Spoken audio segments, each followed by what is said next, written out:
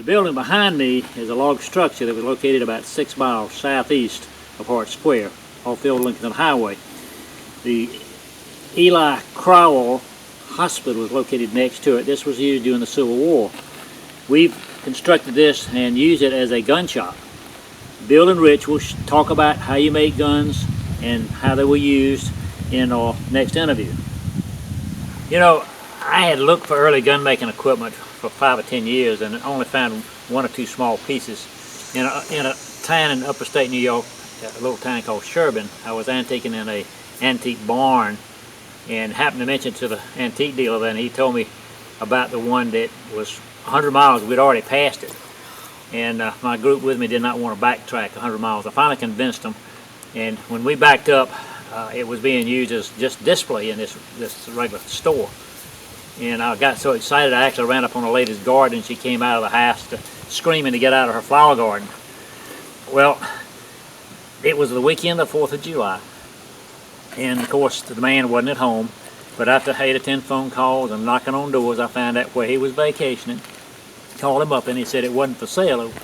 And I said, if you were going to sell it, what would you take for it? And he gave me a figure and said, you wouldn't want it anyway because it came out of North Carolina. Well, I said, since it came out of North Carolina, what good deal would you make? And he gave me a really great deal on buying it. Well, I had to wait till he came home, which was over the 4th. And I didn't have the money, that kind of cash money at the time. And so we went to the bank, and it was on Friday, now the weekend of the 4th of July, like 30 minutes before closing time. The man did not know me, the banker. He would not even talk to me about cashing a personal check. My wife quickly said, call Charles Snipe, who's our local banker, and let him talk to Charles. And luckily he was still in the bank at 5 o'clock, and they did cash my check. The interesting part is I'd already filled my truck up full of antiques, and some of these structures here are 12 feet long or better, and there are 3 basic structures that they'll talk about once you go inside. We had to unpack everything, repack. I had to take a door because the gun making rifle extended some 3 feet beyond the tailgate. We had to set it on the tailgate, repack everything, stack it around it. Looked like the Beverly Hillbillies coming down the road. And when we stopped to spend the night, the guy that owned the motel, I said, I will pay you to let me park right in front, because there's no way of locking up my antiques that I bought. I said, I'll pay you to let me leave this truck parked right here where the office is. And he didn't charge me anything. We spent the night that night and brought it on into Hickory. And this is our gun shop. Hi, my name is Rich DeSimone. I'm the resident gunsmith here at Hart Square. Myself and Bill Brooks, another gunsmith, would like to show you how guns are made during the mid-1800s. So come on into the shop. Okay, the heart of the muzzleloader is the barrel. The barrel is made from wrought iron, which is heated hot and is formed around a pre-hardened mandrel, probably imported from Europe. Once the barrel is formed by heating in the forge and formed around the mandrel, it is then brought to the boring machine where the interior is smoothed out. Now that the crude barrel is formed, the interior of the barrel has to be uniform so that it's smooth. So it's put in the boring machine, and the boring machine has a rod that has a reamer on it, and the barrel is fed into the reamer till it goes all the way through, and various size reamers are then used to uniform and get rid of any inclusions inside the barrel until we wind up with a perfectly smooth bore. Once the bore is smooth on the inside, we need to get the sides of the barrel to all be equal on all sides. Okay? That's the reason why the barrels are flat or 8-sided. And what we do is usually we have an apprentice in the shop, and the apprentice will be turning a wheel like this. And another apprentice will be moving the barrel, which is set on centers, across the turning wheel as it's turning, and it'll cause it to become flat. Once one side is done, it will be turned and indexed until we eventually have 8 sides flat. Now all sides are equal in thickness in relation to the bore. The flat sides are then used in order to install our sights, so our front and rear sight are on the same level as the bores, which will hopefully make us hit the target. From this point, the barrel would then be moved to the rifling machine. Now that we've created the smooth bore in our barrel, we've then put our flats on the outside to uniform the outside to the inside. Now we're going to take our smooth bore gun, which would be known as a musket if we left it smooth, and we're going to create a rifle out of it by putting grooves on a shape much similar to your typical barber pole.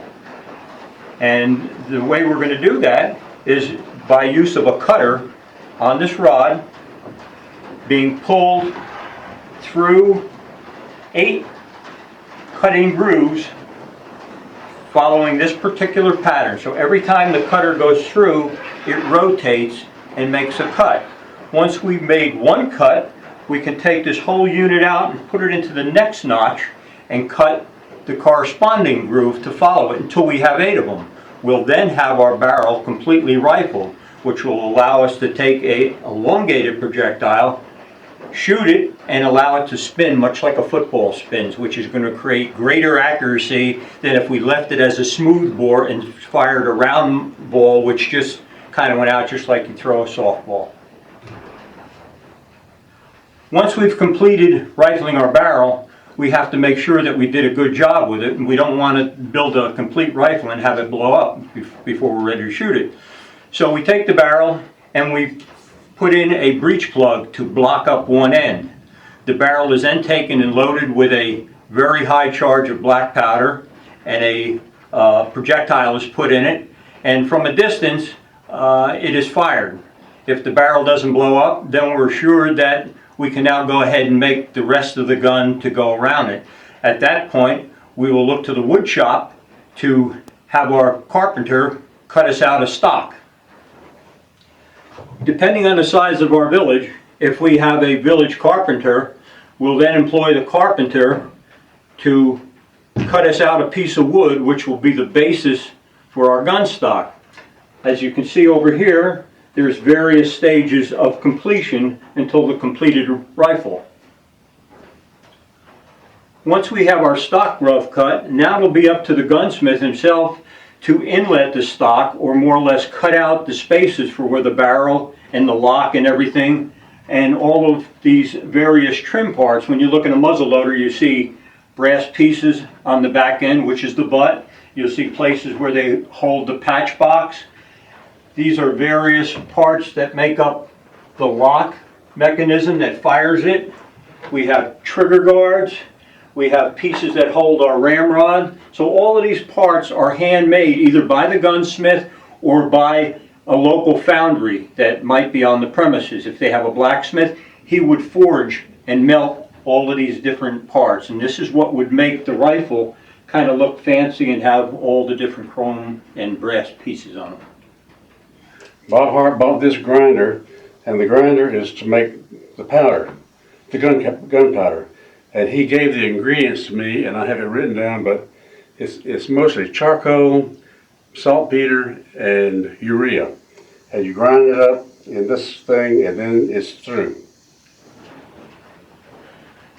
I think you can see from what we have here that the gun shop at Hart Square is pretty well complete. This is pretty much an exact representation of what you would have found back in the mid 1800s. If you were to come to the festival in the fall, myself and Bill Brooks would be here, and we could go over a lot of other parts and machines that are here that we really don't have time to show at this point. So I hope we can see you in the fall. Hello, my name is Fred Hawkins. I'm here at Hart Square. I run the armory, which is right beside of the gun house. And we just here to tell you a little bit about all these guns up and down the wall. And I just took down a North Carolina musket, probably from Fayetteville Armory. And we were fighting England at the time, and so we had to choose a gun in the 1770s. So we took the French gun, which had the barrel bands, and the English guns had the pins. But the pins didn't hold as good, and besides that, we were fighting England at the time, and so it worked out good. But later on, we ended up buying English guns later on.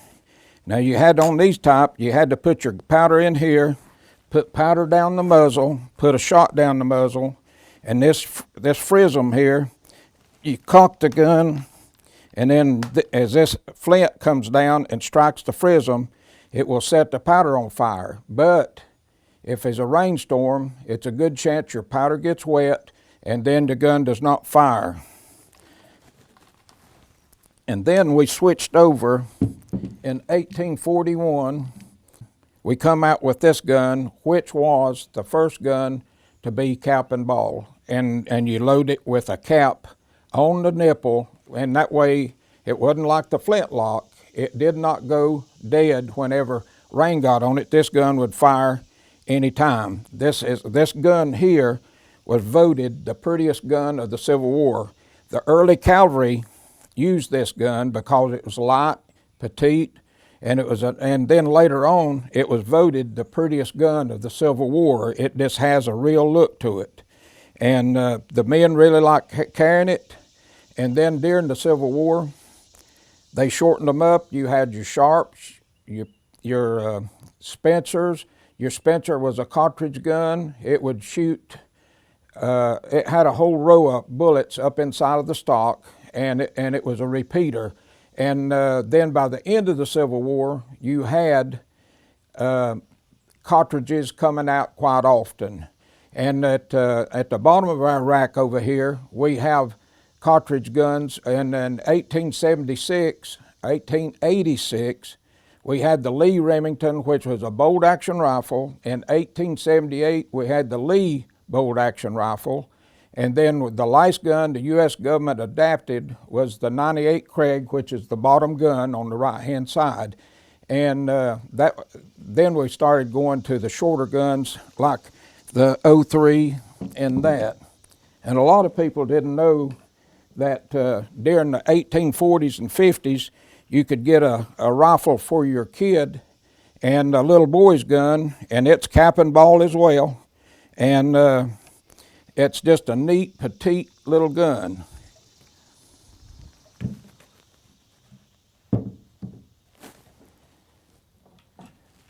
This is another boy's gun, a little longer barrel, because back in those days, style was everything, and the boy wanted everything that Dad had. And so this is just a well laid out little cap and ball rifle.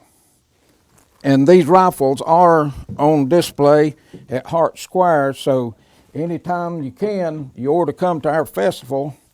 Now this right here was known as the Little Enfield, a little import from England, which went on to the schools for boys, military academies, and things like that. So that's a real little trainer and in fabulous condition. And if you want to see all these guns, come to Hart Square, and I'll be here to tell you about them as long as I'm here. And if I don't know about them, I'll make something up.